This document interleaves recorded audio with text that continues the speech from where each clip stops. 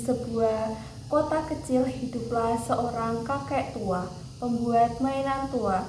Dialah Geppetto. Ia membuat mainan boneka dari kayu, kemudian ia jual. Anak-anak sangat suka dengan boneka-boneka mainan buatan Geppetto. Hingga suatu hari, ia memutuskan membuat sebuah boneka kayu berbentuk manusia. Beberapa waktu kemudian, boneka hasil kerja dari Geppetto mulai menampakkan hasilnya. Mula-mula, ia membentuk kepala seperti kepala manusia. Geppetto lalu mengerjakan bagian tubuh lain dari boneka itu. Ia begitu semangat untuk dapat menyelesaikan boneka itu secepatnya. Setelah selesai boneka itu dibuat, Geppetto mengajak Pinocchio tidur. Tak berapa lama setelah Geppetto terlelap, tiba-tiba muncullah seorang peri yang sangat cantik. Geppetto, kau telah memberikan banyak kebahagiaan dan kesenangan kepada anak-anak dengan mainan bikinanmu. Maka aku akan memberikan hadiah spesial kepadamu, kata peri cantik itu. Lalu sang peri kemudian mengayunkan tongkatnya kepada Pinocchio. Sesuatu yang luar biasa terjadi. Tiba-tiba tubuh Pinocchio bergerak, melompat dan menunduk kepada sang peri. Terima kasih sang peri, kau sudah menghidupkan aku, kata Pinocchio. Iya, temanku, sekarang kau bisa hidup. Jadilah anak yang baik, jangan menyusahkan ayahmu.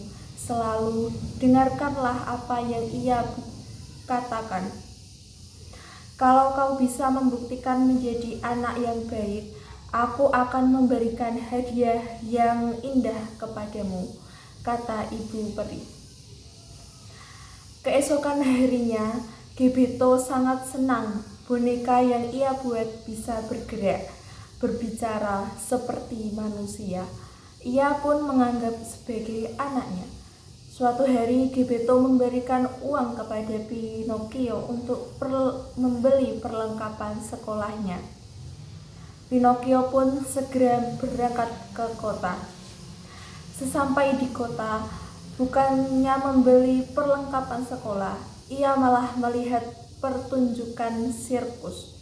Oleh pemilik sirkus, Pinocchio dibujuk untuk ikut dengannya. Namun ia ingat akan pesan ayahnya untuk membeli perlengkapan sekolah. Ia pun bergegas meninggalkan tempat sirkus itu. Berhasil keluar dari tempat pertunjukan sirkus, Pinocchio dihadang oleh serigala dan kucing yang licik. Mereka mengincar uang koin yang dibawa Pinocchio.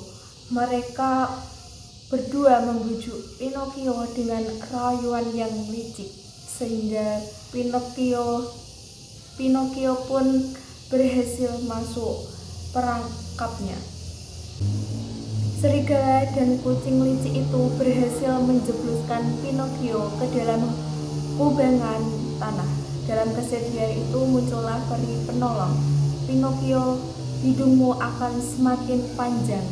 Itu pertanda kamu telah berbohong.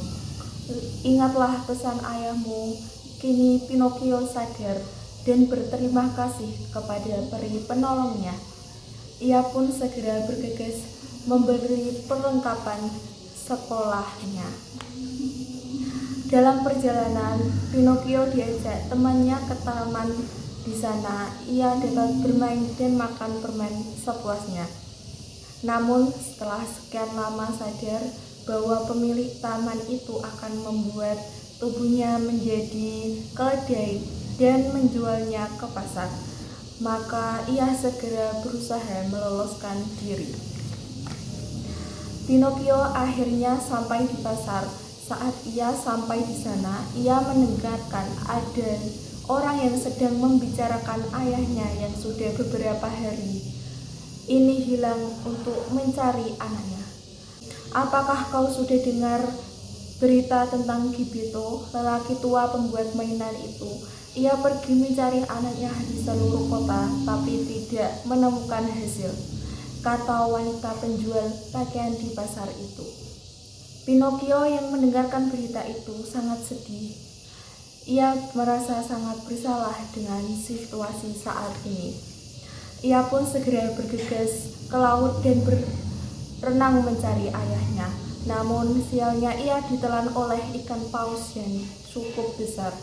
Di dalam perut ikan, ia sangat terkejut. Ternyata ia bertemu dengan ayahnya yang ternyata juga ditelan oleh ikan itu.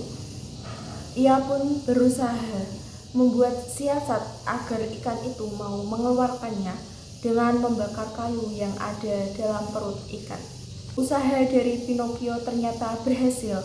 Ikan paus itu memuntahkan dirinya dan ayahnya.